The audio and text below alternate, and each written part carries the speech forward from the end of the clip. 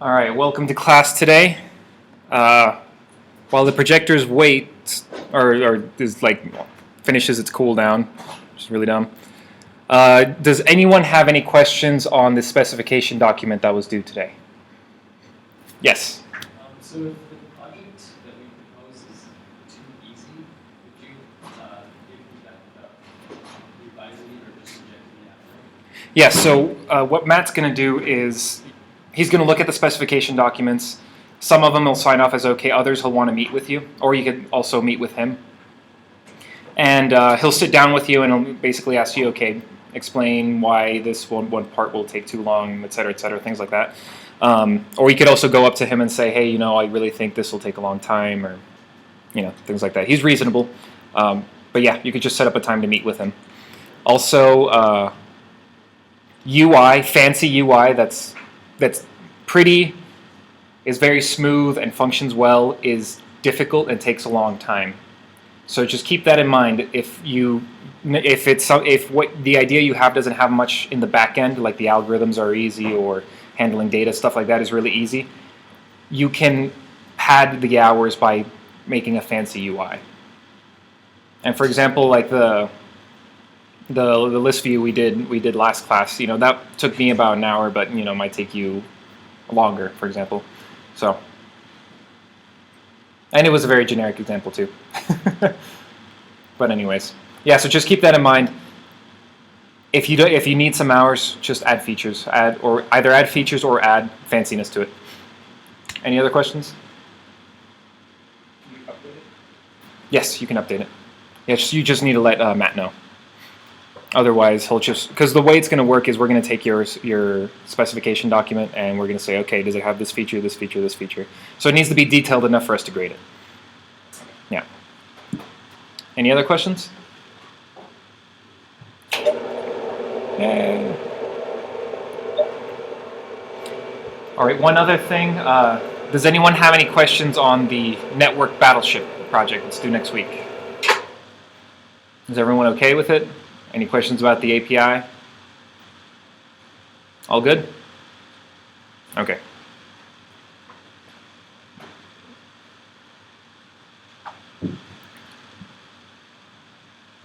And we have 15 more seconds before the projector starts. So what we're going to be talking about today is services. Has anyone ever dealt with services on Android before? Has anyone ever heard of services in Android? Yeah, a few. You want to take a guess at what it does? Yeah. Yeah, exactly. It's just it's a long-running process that happens in the background. There we go. And every single service is tied to an activity. And this kind of starts to describe what that behavior of the service is, which means it's either bound to an activity or it's not. So any application is divided into three subsections. It's generally divided into three subsections. And these are your model, your view, and your controller. So this is something you've already dealt with Battleship. So a proper MVC would have a view, which does absolutely zero game logic. It just takes some views, displays them, does nothing else. The controller, which is essentially telling the views, hey, this is what you need to display.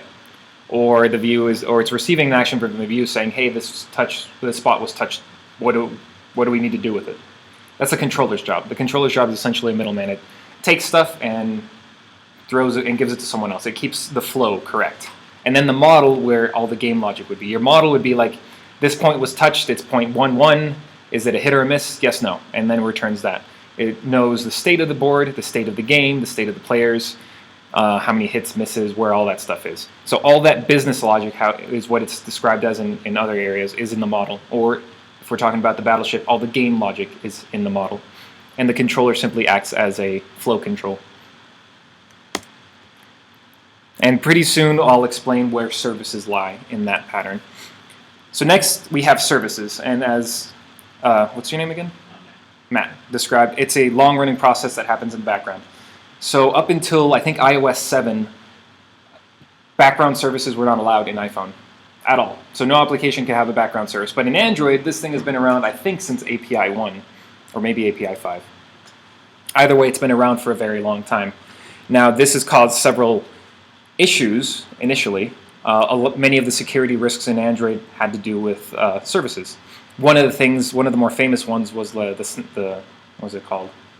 The Snapchat incident, whatever it was called. Basically, what people did is people rolled out third-party apps that would act as Snapchat and save it to your phone locally. But what you didn't know is it was also starting up a service in the background, sending all the pictures and forwarding it to another website, to another server. And that's essentially how that hack worked. Or at least one of the ways that it worked. There were several others, but that was one of them. So services are divided into two different categories. One is unbound and the other is bound. The main difference is bound services are generally bound to an activity or an application. When that activity dies, the service dies. On the other hand, you have unbound services which do not care if they're bound to an activity, they just run on forever. And there are ways of creating zombie processes that just restart themselves even when you try to kill them. And I'll show you how that's done in the example.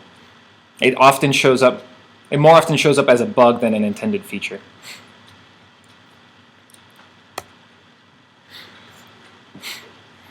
Now, communication between services is generally done through intents, the same as any activity. When you start an activity, you say start activity, you pass in an intent. When you want to start a service, it's the exact same thing. You say start service and you pass it an intent. This means that you can't use constructors. You can't use constructors with more than one argument, or with any arguments. You must have a zero-argument constructor which the OS will call, and there is no other way of passing arguments through a constructor. The only way to do it is through an intent. Have any of you already done that with activities or fragments? Yeah, by now I imagine many of you have. There's also such a thing called pending intent, which is exactly what it does. It just waits a little bit before it's executed. Now, on the other hand, you have bound services. Bound services are much more complicated. This is how messaging and push notifications are implemented. What it does is you not only have a starting intent, you also have let's call it a communication tunnel that you have to pass along with it. It is called a service connection. And what this does is it essentially defines the type of communication that will happen between the client, which is your activity, and let's say the server, which is your service. It's like a client-server interaction, but it's all within your phone. It's very similar. So you have this object called an iBinder, which you must implement, and that's where the communication interface is defined. Now, we won't be doing that in the example today. I would recommend looking at the Android docs. It's a little involved, but it allows you to do some very powerful things within Android. So here's the workflow for bound service. It's a little more complicated than the unbound service, but it's not that much more. It's essentially like, does my service still need to run? If so, keep running, otherwise don't. And the way this works is it's like a subscription service. You start up an activity and you subscribe yourself to this, or you start up a service and you subscribe yourself to it. Other activities can also subscribe themselves to this service. And as long as there's someone to subscribe to the service, the activity or the service will stay alive. If at some point all activities are unsubscribe themselves, then the service will no longer need to be around, and it'll automatically get collected by the OS. Unbound services, on the other hand, aren't quite like that. Unbound services will run on forever until you tell it to stop, or the OS needs memory and it kills it. Yeah. So this is how services work in MVC. As you can see, it's not necessarily an MVC pattern, because what you have here is more than one application. And this is the great thing about services. In this case, we have most likely a bound service, because you have two activities that have subscribed to it. And what this allows you to do is, whenever a message comes in from the server, it has been pushed from the server to you. Your service is running in the background listening for that, and it says, hey, I've got this message. Who is listening for this message? And it'll loop through everyone who's listening and say, here's a message, here's a message, here's a message. And that's essentially how push notifications is done. So another really cool thing that this allows you to do is inter-process communication. That is much more complex and involved, but it's a really cool thing where you can essentially take input or output from the camera, send it to the audio, or send it pretty much anywhere you want, and that's send it to any process you want, really. And it'll allow you to do things like take a picture and throw it into the audio channel and see what happens. Of course, it's not that simple, but so that's a rundown of services. What we're going to do today is we're going to create. Where did my Android Studio go? We're going to play around with services today. And what this service is going to do is it's going to bring up a toast every 5 seconds that says hello world. It's going to be an annoying little toast that you can't stop it because it's on a service and it just keeps running. So we're going to troll whoever's phone this is.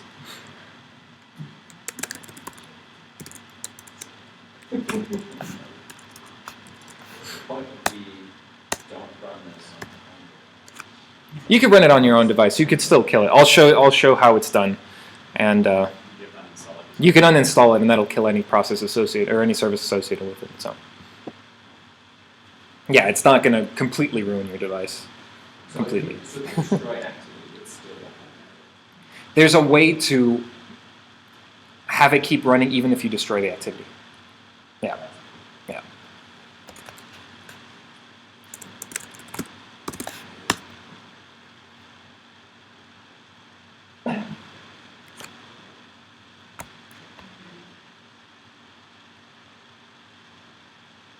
Okay, so the first thing we're going to do is we're going to set up the UI, and we're going to do that with XML. And this should be a pretty quick process. I'm going to get rid of this text view as soon as it loads. I'm going to get rid of some of this padding. I'm going to give it a background that's black.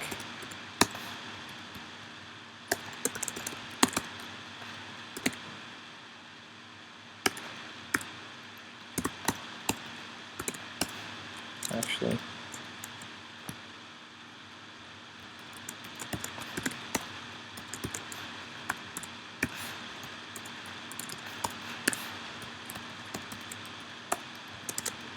and I'm going to add 2 buttons in here.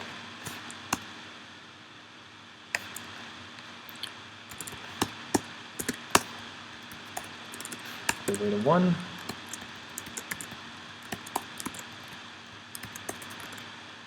I'm going to have a button out here.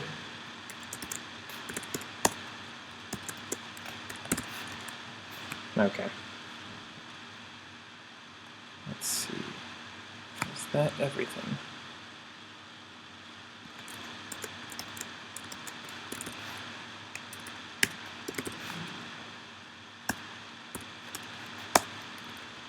Horizontal. Okay, so I'm quickly laying this out.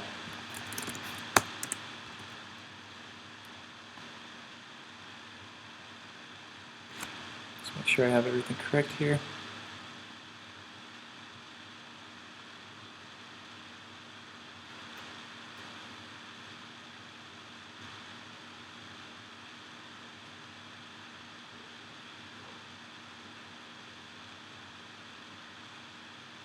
What am I missing?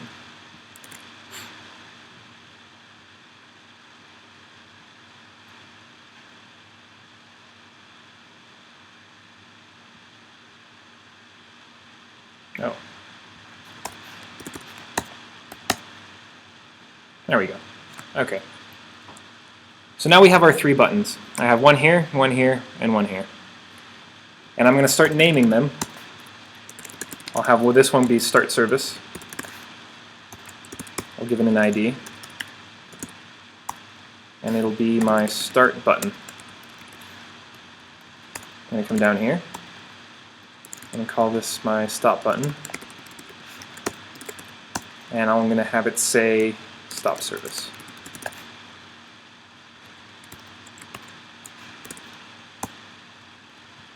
And this last one will be called settings.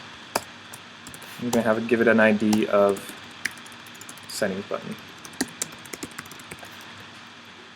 Now, I don't know if I mentioned this last lecture, but there is a way to create settings for your application using XML. And it's a really neat way, very easy. You don't have to worry about a lot of the laying out, the views and things like that. So I'm going to go ahead and show you guys how to do that today also. That's why we have that settings button back there. We have a start service button, which is going to do that, start the service, and the stop, which is intended to stop the service.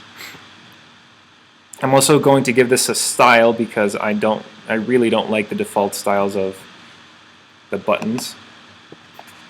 So I'm going to change the theme there so that it's dark. I'm going to start a style tag here. I'm going to start defining some styles. Let's see. This color is going to be white. I have a background color which is black.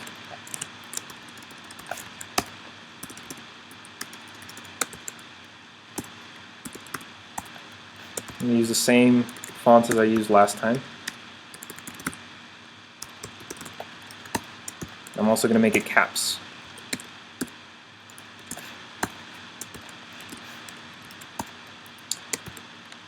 One last thing I want to do, I'm going to give it a text size of 20.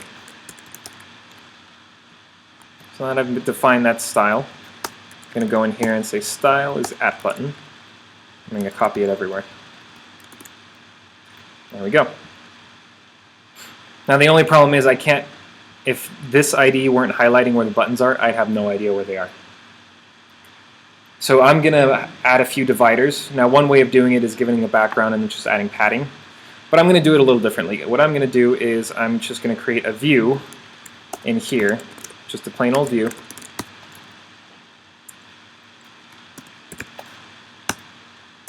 So I'm going to make that 2.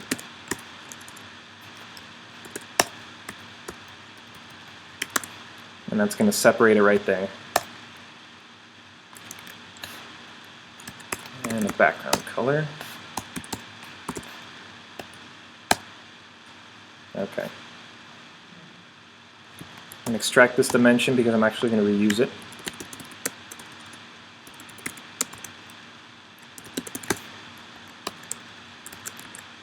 And I'm going to copy that into here to separate that. And copy that into here to separate it there. Now, last thing I need to do is I need to make sure this is correct.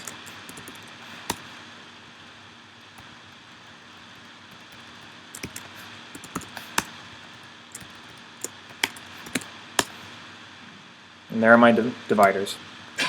So if I go ahead and run that, I'll just make sure everything looks good.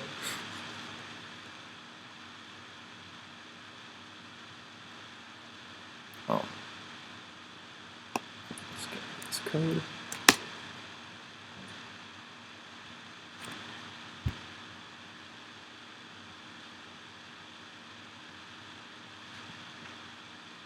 I'm going to show it on the emulator today. And there we go. Now you can see that I'm actually clicking on these, but there's no way of knowing whether I'm clicking or not. The default Android actually changes its background when you're clicking, right? But right now, since I've kind of implemented my own style, I'm clicking everywhere, but there's no way of knowing that I'm clicking. So we're going to go ahead and change that, and we're going to make a drawable that will represent what the button should look like if it's selected or if it's pressed. So the way to do that, I'm going to have my drawable in here, just a plain old drawable file, a folder. And I'm going to create one called gradient blue. Now this is an interesting little way of creating drawables. There are actually several different types of things you can do, corners, gradient, padding, all these different tags. And what they do is they allow you to build a drawable object. This is how you can do rounded corners on buttons, wireframes, rounded images, all kinds of really neat things that you can do with this. But what I'm going to do is I'm going to create a gradient. I'm going to give it an angle of 90 so that it's vertical. I'm going to give it a start color of this hollow blue light. And you'll see it'll render it here. So what it's doing is it's starting from down here. It's starting with my hollow blue light color and it's fading into transparent. But I don't want it to just fade into transparent. I want to do a little bit more. So now what I'm going to do is I'm going to define an end color. And now it just made the whole thing that color. So, not quite what I want. I'm going to define a middle color, a center color. And I'm going to make it black. So now, anything that's in the middle is going to be, well, with a black background, and then it's going to highlight it with this blue gradient, top and bottom. So now I've just defined the drawable I'd like to use for my selector. But I haven't defined how to use it yet. And that's done with a separate drawable file. So we're going to create it, and I'm going to call it button select. And you can see that it has a root element of selector. And what this does is it's essentially an if-else statement. It's one big if-else statement. I'm going to say this first item is going to contain a drawable, and it's going to be my gradient, blue. Next thing I'm going to say is I'm going to define when it's selected, true. Actually, true. So what did I just do here? What I said was, or what I'm saying here is, my first if statement in this thing is going to be, if the state selected is true, use this drawable. My next if-else statement in here will be, let's define my drawable.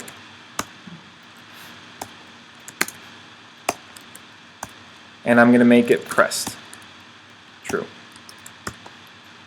So now this if-else statement is, if it is selected, use this drawable, gradient blue, or if it's pressed, then use this drawable. Now some of you may be thinking, why didn't I just do this? Why didn't I just put it all in the same one? The only problem with this is, again, this is an if-else statement. So what's happening here is, if state is pressed is true and state pressed is true. So if it's selected and pressed, then use this gradient. But that's not what I want. I want it to be either or. So I don't add that in there. And there's several other states that you can do. So there's, let's see, let's bring up the IntelliSense so you can see. State accelerated, activated, active, checkable, checked, drag, empty, tons and tons of different states. All kinds of stuff you could do. So you can create some very, very interesting buttons that react to all kinds of weird events. You could essentially have a single button just styled differently that acts as a million different things in several different places, all based on the state that it's in. So some games, I think there's an Android game that just uses default controls. It doesn't create any of its own controls. It just uses state selection and a nice UI to make it do everything that it needs to do. But in our case, where we have something simple, it's just going to be this. Now, I've defined how it works. Now, how do I use it? That's going to be simple. I go into my styles, I change the background, and I'm going to say drawable, button select. And that's it. So now if I run it,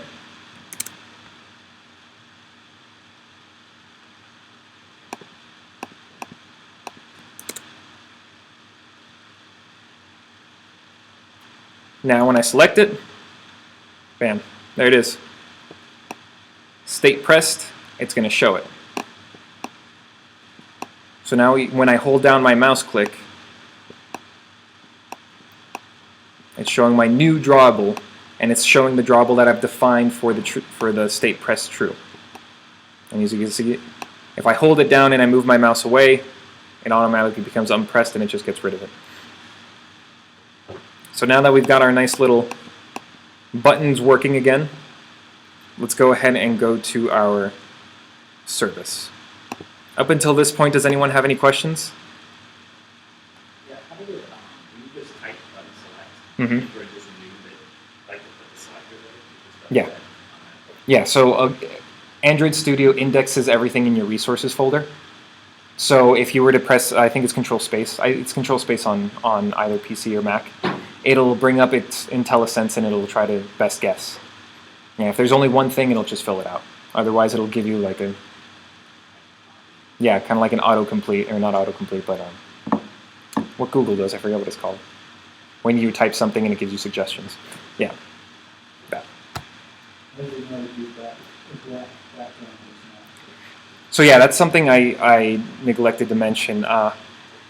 Basically, when it gets to the end, if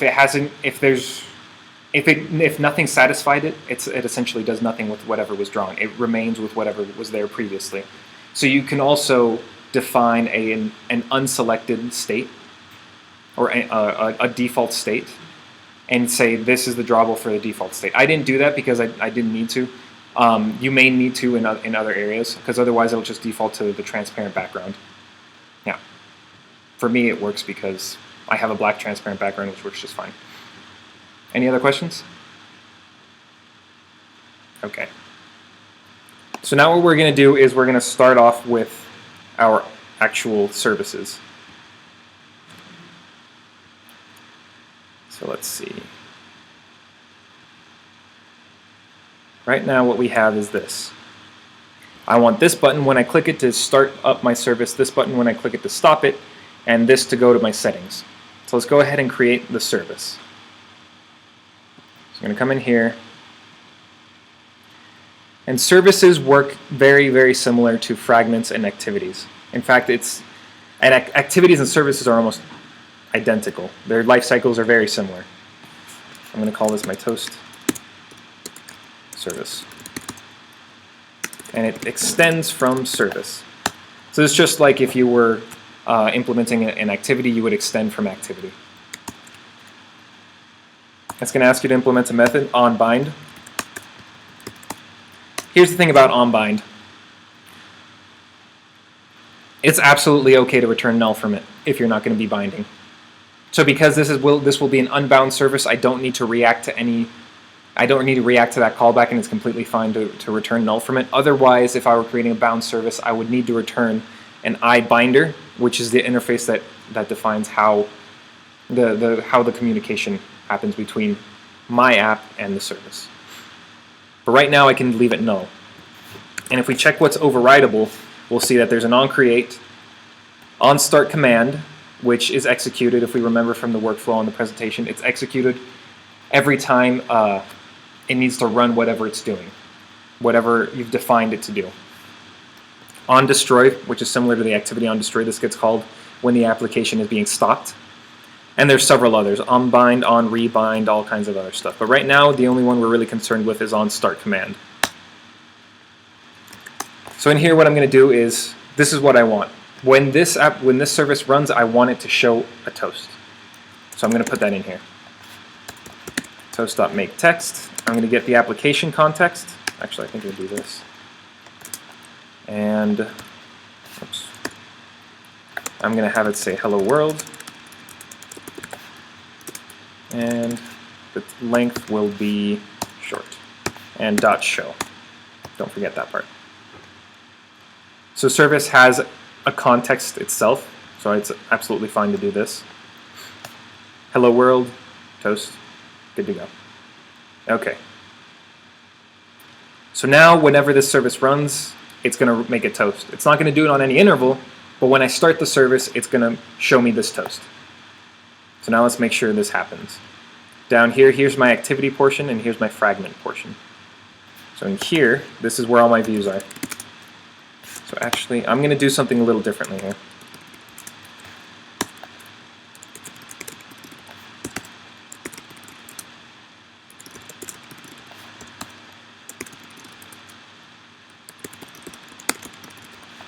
Okay. Someone asked me to show how Gradle works again, some of the Maven stuff. So I'm going to do that again, and I'm actually going to show you guys view injection using a library called Butterknife. Have any of you guys ever heard of it? Have any of you heard of dependency injection? Yeah? Okay, so this is essentially dependency injection, but what we're going to be doing is injecting the views. And I'll show you what it is. What I'm going to show you is essentially just save code, save from having to write a bunch of code. So I'm going to show you guys how that works. I'm going to come in here. This is a website called Android Arsenal. It has all kinds of different libraries that are compatible with Android, and it's divided into separate categories. So here we got physics engines, parsables, PDFs, all kinds of stuff. So what I want is dependency injection, and here's Butterknife. Actually, I'm going to go to Gradle Please. Here's the Gradle Please website, gradleplease.appspot. And in here, I'm going to do butter knife. This is my Gradle dependency tag.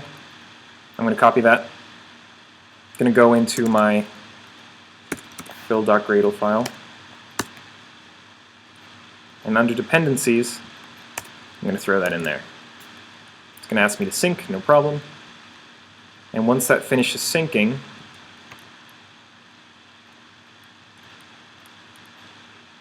there we go.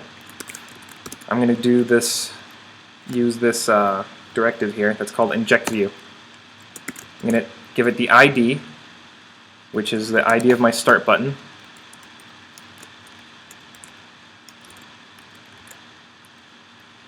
This will be stop button, and this one will be settings.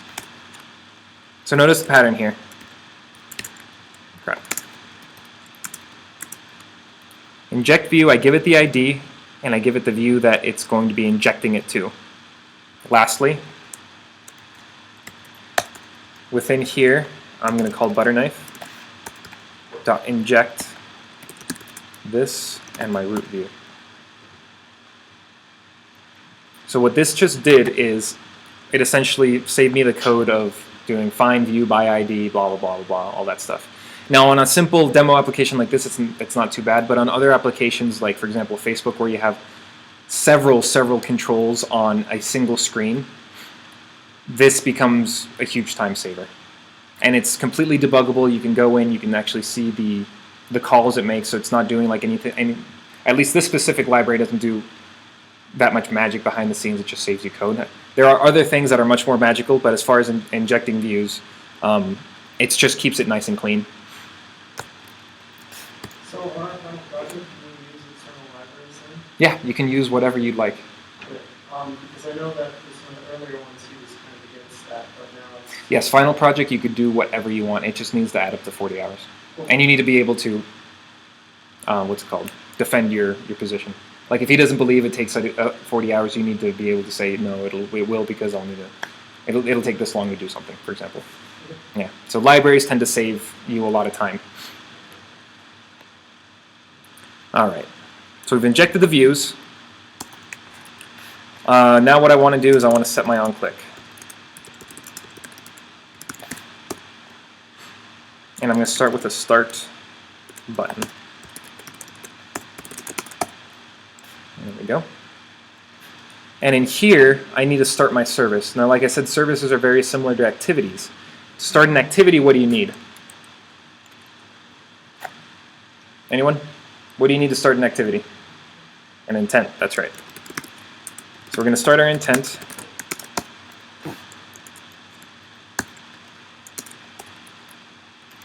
And it needs two things. It needs a context, and I'm going to immediately tell it what I need to start, and it's going to be my toast service.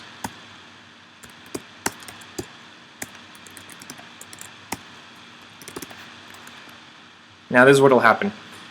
I'll click on this button and it'll start my service, and I should see a toast immediately. Now my views are injected, so this should all work just fine. I shouldn't get a null pointer exception. So let's go ahead and start that up.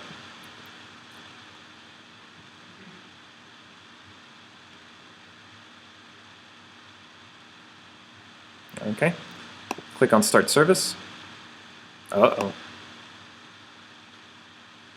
On click. Unable to find explicit activity class, Toaster. You may have declared the activity in your Android manifest. What does that mean? Exactly. Toasters are like activities. They must go in your manifest. So let's go ahead and find my manifest file.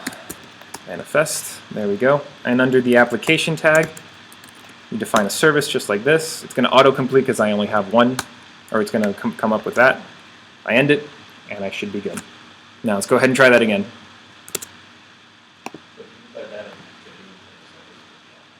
It probably would, yeah. Okay, now it's started up again. Start it, and that's bad. Activity not found. Did it not? Let's try this one more time.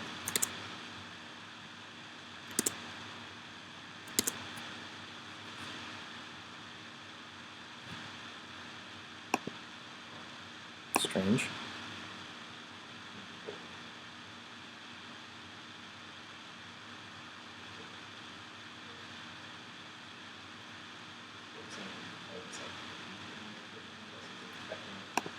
That's right.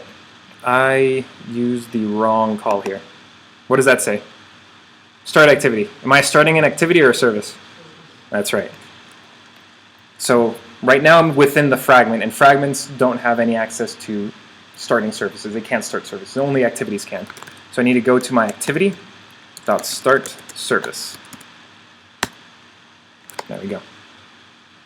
Now that I'm not being a bonehead, it should be able to start my service.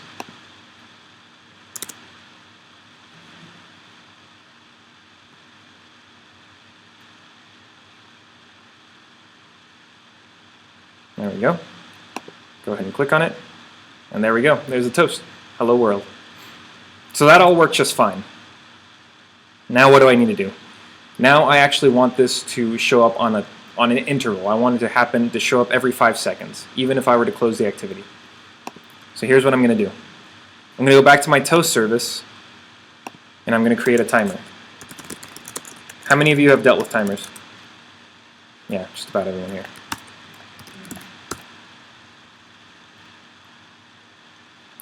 So I'm going to instantiate my timer within my noArgument constructor.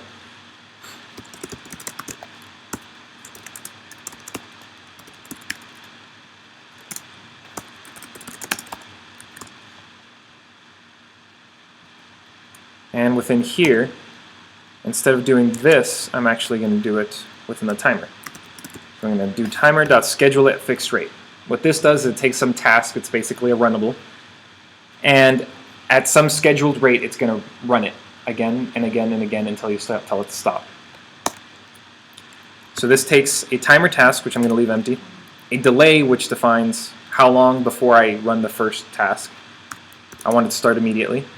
And the period is the period in between each one, which I want it to be every 5 seconds or 5,000 milliseconds.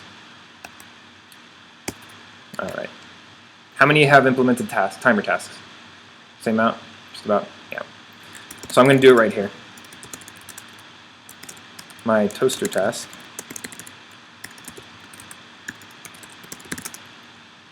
Extends. It's going to ask you to override run. So this is basically a runnable object, but it has different logic in the background. And within here, I want it to run the toast. And this will be toast service.this. Has anyone seen this kind of using this in this like this is written before? Yeah, essentially what it's saying is, I don't want this, because this right now is a timer task. I want it to be the toaster service this. Yeah. So it's very useful in callbacks and listeners and things like that. So now, new toaster task. So now what's going to happen is I'm going to instantiate my new timer. I'm going to schedule it to show up every 5,000 milliseconds or 5 seconds, and this is what it's going to show. So let's see. Let's see what happens now.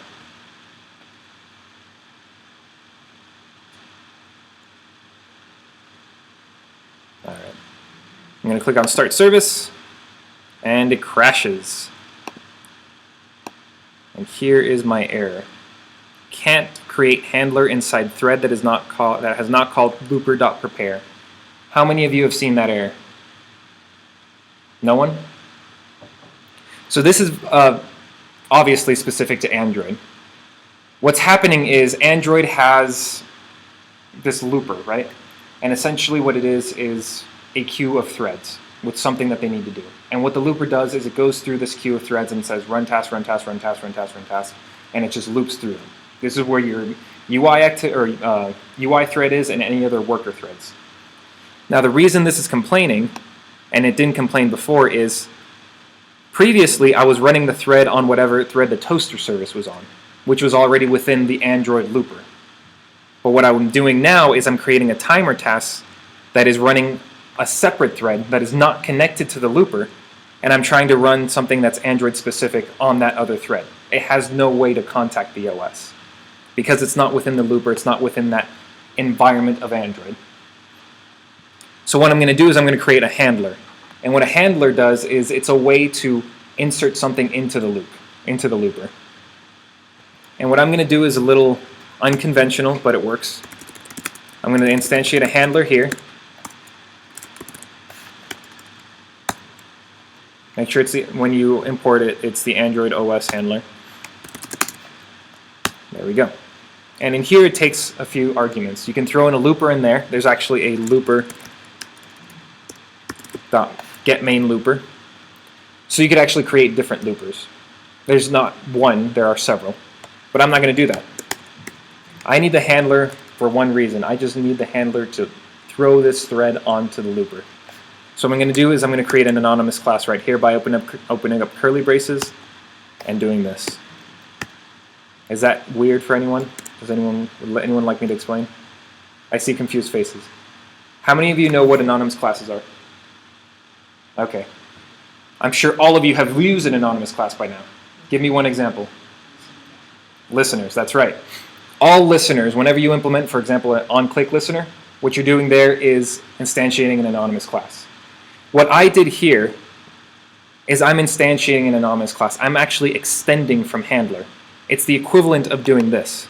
Extends timer task. I would be extending from handler, but I'm not giving it a name. I'm not even really giving it a memory space past when it's used. Which reminds me I need to make that final. So what I just did here is I opened it up in an anonymous class because I want to override one method, and that is handle message.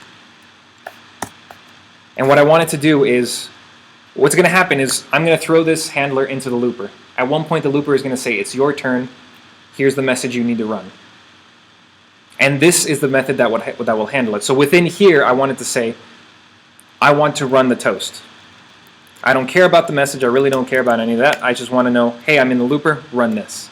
Now I need a way of telling this handler to execute. I'm going to rename this the toast handler. So now, in here within the run, I'm on a separate thread that's not within the looper. So now I want to tell my handler, which I have lying around in my class variable, dot send empty message. So when this thread runs, I'm going to tell the handler to execute on an empty message. So whenever it's the handler's turn, it's going to execute there. So I've put it in the looper. It's now within the Android environment. It has access to everything that it needs, and now it should work.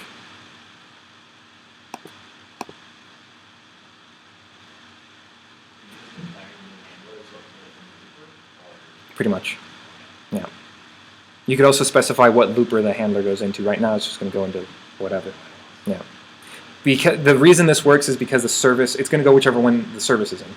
Because the service is within some Android looper, it's going to work just fine. If I would instantiate this within the runnable on timer task, it would have no clue where to go. Yeah. So here we are. Start service. And hello world. Now let's see if he keeps going. There you go. So now you have this service that keeps going. And watch what happens. I'm going to exit my activity. And it keeps going. Awesome, right? So now I've scheduled this toast to go off every 5 seconds, even if my application isn't in the foreground. It's singleton, yeah. So it won't. It'll only schedule one. Yeah, it'll only create one. Yeah, and also the handler is a single handler. But yeah. So now that I've got that working, I need to get this thing to stop. Yes. So when you started your service, you wanted to use that handler. Why did you do that instead of running on the line? You don't want to. Well, first of all, services may not have access to UI thread because they're meant to be long-running tasks and generally in the background. So you may not even have access to the UI thread. Second of all, services are generally for something that takes a very long time that you don't want to block up other resources. So you definitely don't want to put it on the UI thread, because it'll block the whole UI. Yeah. But if you're just running that one service on It would be okay, but right now I don't have access to the UI thread because I'm within the service. To get to the UI thread, I need either a view or I need access to the activity that called me. Yeah. Any other questions? Okay. So now that we have that thing going, we need to implement the stop. So now that we've got that, stopping in a service is actually pretty simple.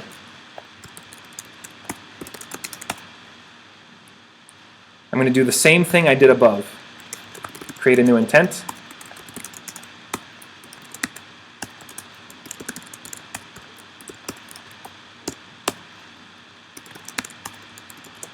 And there's a stop service method on the activity. And I pass it in the intent.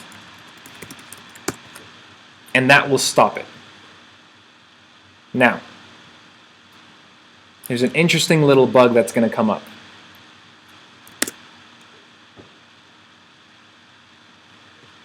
I'm going to start the service. There's hello world. Shows up again. I'm going to stop it. It's still showing up.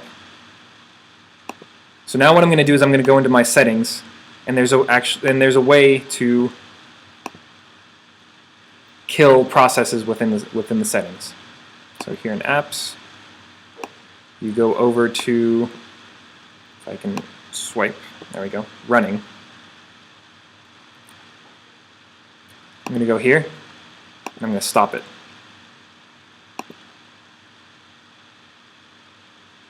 And look at what's happening. It's killing the process, and then it gets resurrected.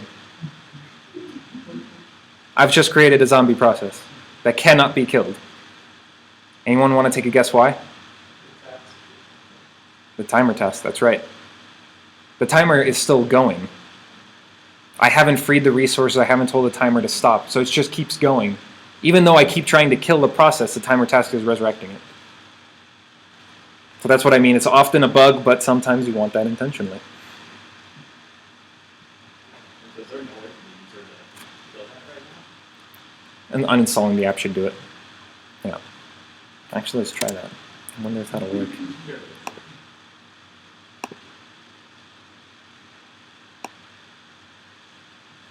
Whereas it should do it, yeah, because it doesn't start up on startup, yeah.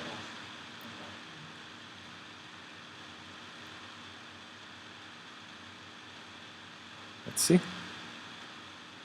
There we go. Yeah, the service is associated with your app in the manifest, so that's why I would kill it. Okay, so now we've got that. We need to go to, not there, our toaster service. And now there is a lifecycle method that gets run when it's getting closed. What is it? Or when you're trying to kill it? On kill, yeah. On destroy. There we go. So in on destroy, this will get called when the stop services method is called. So within here, I want to do timer.cancel. Right? And that'll actually stop it. So we'll go ahead and run this again.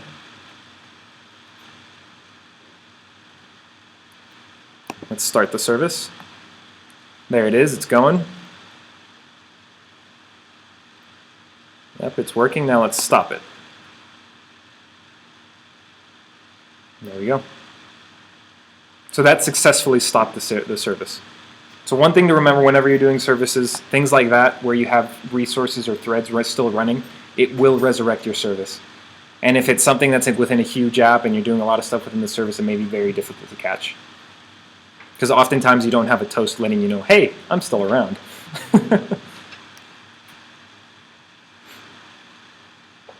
Okay, so now that we are successfully stopping the service, let's go ahead and change what that toast shows. So what I'd like to do now is, whenever I start the service, I want to define the interval that it's in and the message that it's showing. Now, there's a really easy way where I could just throw it into the intent object and pass args that way, Or I can do it through another way, which we'll still be doing that, but I'd like to be able to define it within the app using settings. So let's go ahead and do that. I'm going to create a new class here, same deal as before, full screen activity or fragment. I'm going to call it my settings.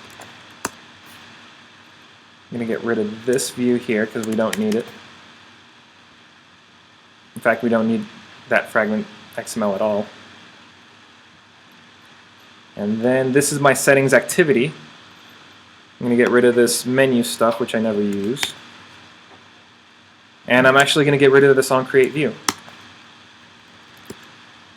I'm going to get rid of everything in here. And I'm going to, instead of extend fragment, I'm going to extend preference fragment. And I'm going to override on create. And there's a method within preference fragment called add preferences from resource. I give it a resource ID and it will dynamically generate the settings. So let's go ahead and do that. To do that, I need an XML folder. I have my XML folder, and I'm going to create an XML resource called preferences. And you can see that the root element already defaulted to preference screen because it's the most common one used. Now this is the preference screen is a start tag for a preference view. And what you're going to do is essentially like the layout, you're going to start defining the preferences that should show and which order and any attributes that they have. The difference is you don't have a preview to see what it looks like. But that's okay. I'm going to open up a preference category here. I'm going to give it a title, and I'm going to call it Toast Service. Close that. No, not close. I need to open it. There we go. And within here, this will all correspond to the same category. Now there are several different types of preferences. If we look at the IntelliSense, we've got preference, checkbox, preference, edit text, list, multi-select, ringtone, switch, and you could also extend this generic preference one and define a preference style and anything that you'd like, the behavior, all that kind of stuff. So what we're going to do right now is we're going to use edit text to define the message that it should show, and we're going to use list preference to define which interval, or to define the interval, or so to let the user select the interval at which to show the toast. So let's do that. We're going to have a list preference. I'm going to give it a key. This key will allow me to find it later on. I'll call it interval. A title, which will be toast interval. And I'm going to go through these pretty quickly because there's a lot of stuff to defining preference. Icon. A dialog icon.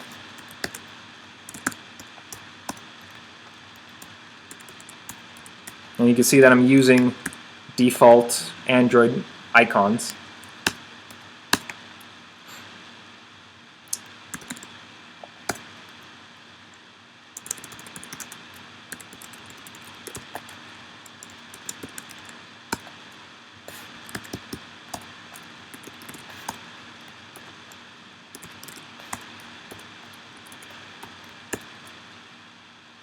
And the last attribute I'm going to give here is persistent. I'm going to set it to true. What this does is it saves your preferences to a local storage on your device. This means that when you kill the app, it'll still remember what your preferences were and save them for later use. So for most things, you'll want it to be true. There may be things like turning airplane mode on and off. For example, if you want to do it directly from your app, you may not want to persist that because that would be very annoying. Now you can see that I left a few things empty here. Entries, entry values, and default value.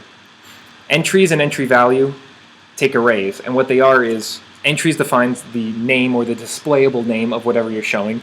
Values is the actual value you care about. So I don't know if you guys recall, but I said you can also create arrays through XML. So I'm going to define an arrays XML here.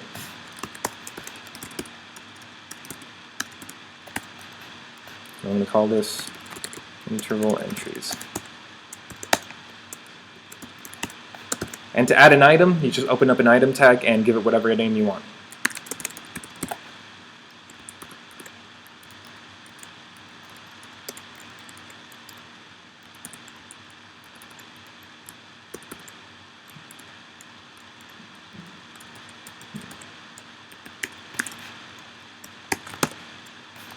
Okay, so these are the names that I'd like to show.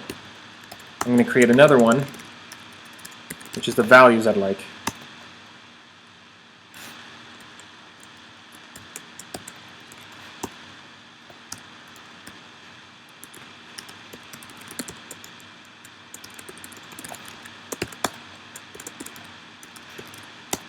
And it's defined in the same way.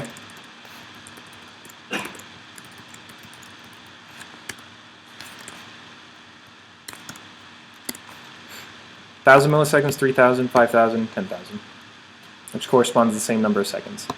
And I'm going to also have a default value in here.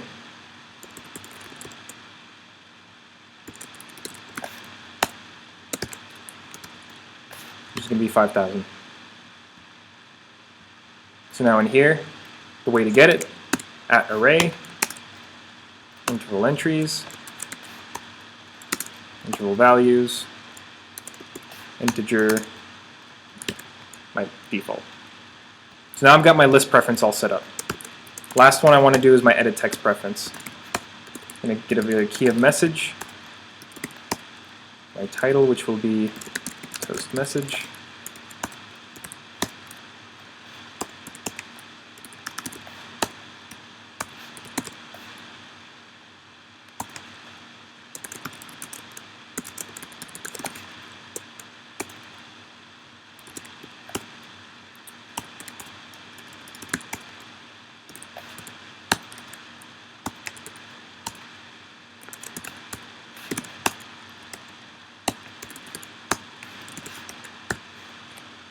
There we go.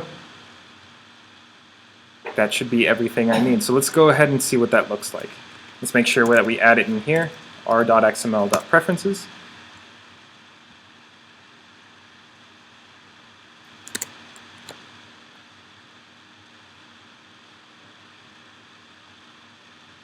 Let's open it up.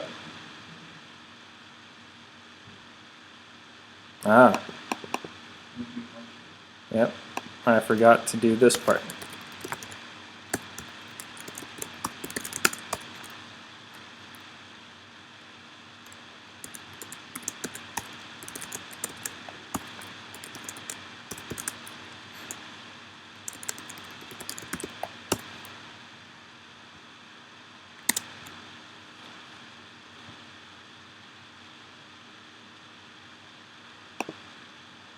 Uh-oh. And I get this error here, null pointer exception. I know what it is. So sometimes, for some reason, it doesn't like integer array in the values portion of list. So just rename it string array. You just have to remember that whenever you're dealing with the list values are going to be in string form, and they're going to be of type string, and you just need to cast them to integer or whatever it is that you need. There we go. My toast interval, all prettied up. So let's set it to 10 seconds. My message, I'm going to change it to hello class. And watch what happens if I kill it.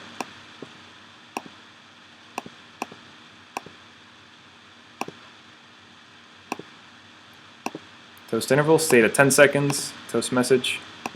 There we go. So now that I've got that, I want to be able to pull them out from the settings. Whatever's in the settings, I want to be able to pull them out and send them to my service so that my service responds to the app settings. So let's go back here. Now the way to retrieve your preferences is shared preferences.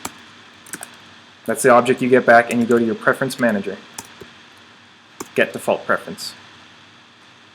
You send it a context, and because there's only one preference for your entire application, it knows which one to get. So now the next thing I need to do, I need to get the interval out.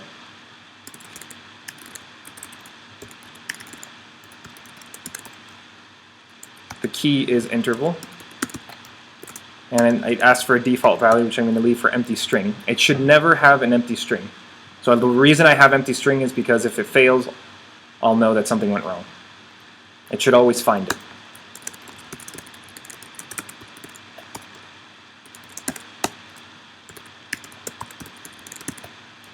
because I've defined the default value, I should either get the default value or the value that's been selected. That empty string means I've done something wrong. I may have spelled interval wrong, a message wrong, something like that. Next thing I need to do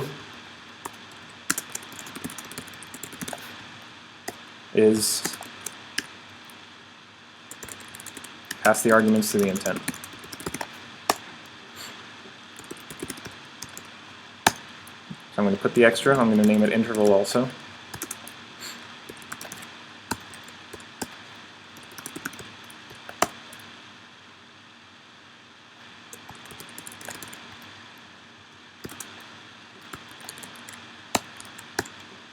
Okay. Now that I've passed them through the intent, I need to respond to them in my toast service.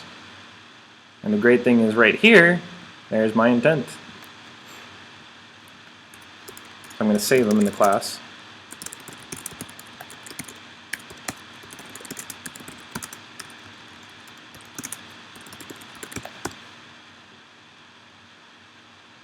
Right here.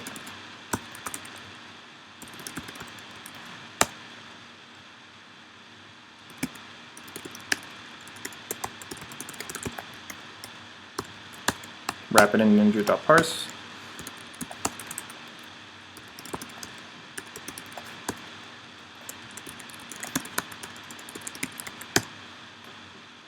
Change this to respond to the interval. And change this to be my message. Alright. Looks like everything is set up.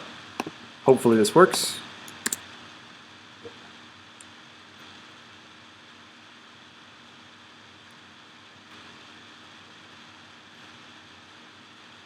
Go back to my settings, make sure everything is correct. Come on. That's set to 10 seconds. Toast is hello class. Start the service. And there we go. Now it should be on a 10-second interval, so let's see. It's taking pretty long. Alright, that works. Now what if we stop the service? So far so good. And there you go. You've successfully implemented services. Now one cool thing. Right now, if we were to start the service and kill the application,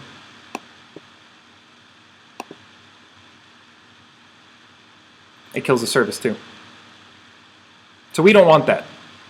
We want this thing to keep going even if the application that started it was killed. Now I don't believe this works on the emulator, but I'll show you the gist of, or the keys to it. So you'll notice here that onStart commands returns an int, and you have flags that comes in here. This int actually represents a flag, and there's one particular flag which does what we want.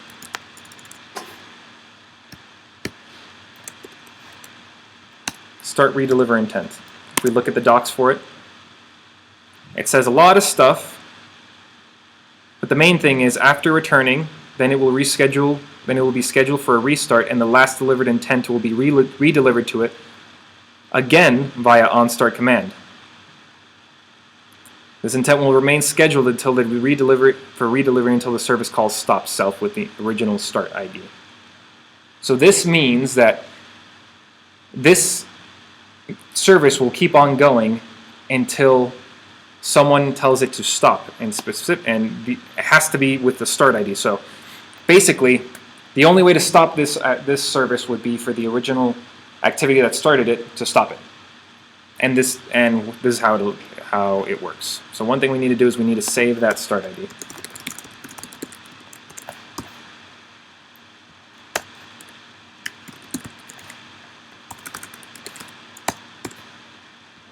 And in here, stop self with the start ID. Because I want to make sure that I could actually stop this. Otherwise, it'll just keep on going. And this flag is what allows us to do that. Let's go ahead and run this.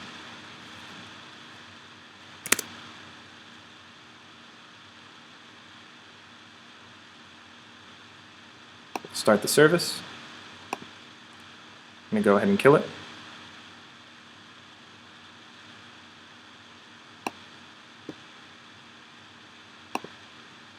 Let's see if it works on the emulator.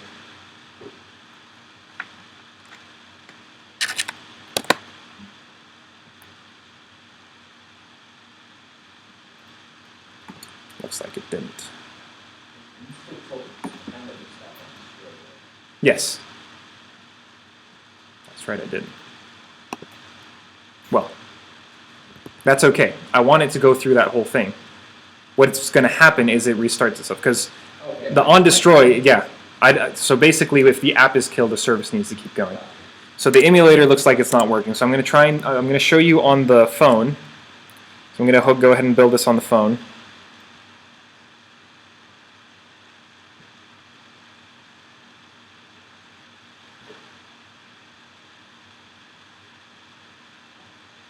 Which one is it? So there's a little extra code in this one that will cause it to crash when I close the application, but the service will keep on going. Normally, you'll just be allowed to kill it, and you know, you wouldn't be the wiser. But let's go ahead and do this one.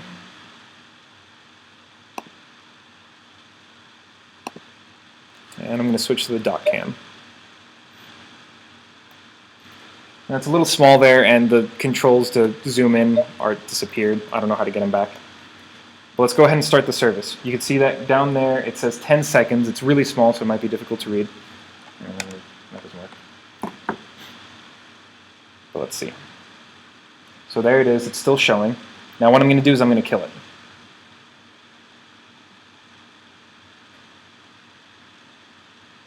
And if we wait,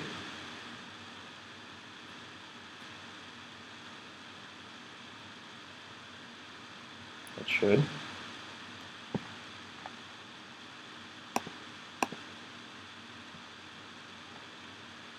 Strange. Let me try that one more time.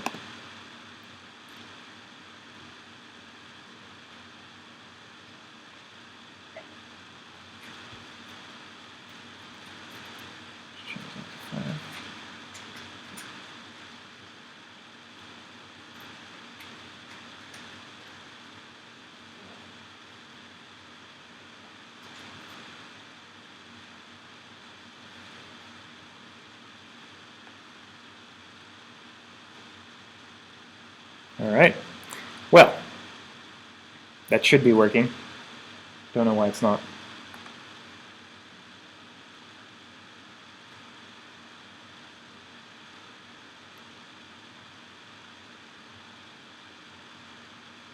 There we go. There it is.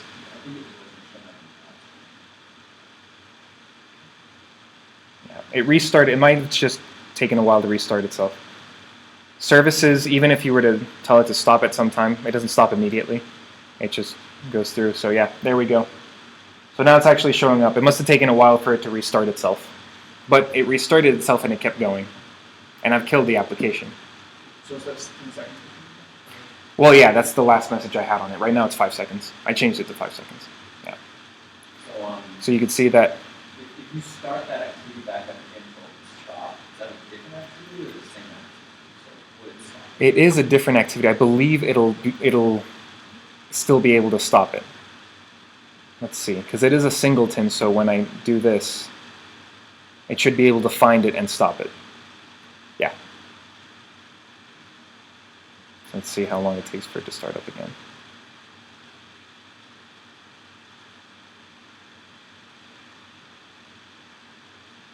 There we go. Started back up. It took a little longer than 5 seconds for it to start back up, but eventually it did. Yep. Any questions?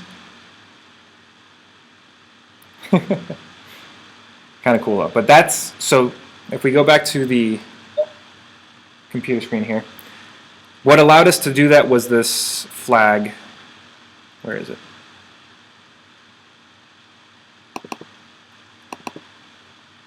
That's not it.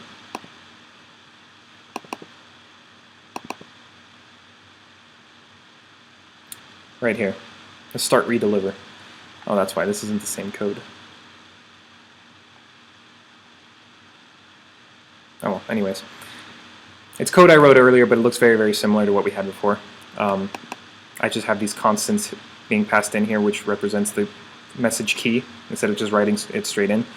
But essentially, this flag start redeliver intent is what allowed the service to restart itself. Otherwise, what would happen is this intent would become null, and your service would essentially throw a null pointer exception if it doesn't handle it correctly. So what this does is it guarantees that that intent will never be null. It'll either pass in the current intent, or it'll pass in the last intent that was not null. There are other flags to do other things depending on what you want your service to do. This is one of the more popular ones when you want your service to keep going even if the application is killed. So this service will only ever be stopped by the OS when there is no memory, but then it'll just restart itself again when it can, or by the application itself. So the service is being killed when the activity stops, but then it's restarted. Yes, yeah. Eventually the service restarts itself. Yep. Any other questions? All right, that's it for today. If you have any questions about the API or project or anything like that, let me know.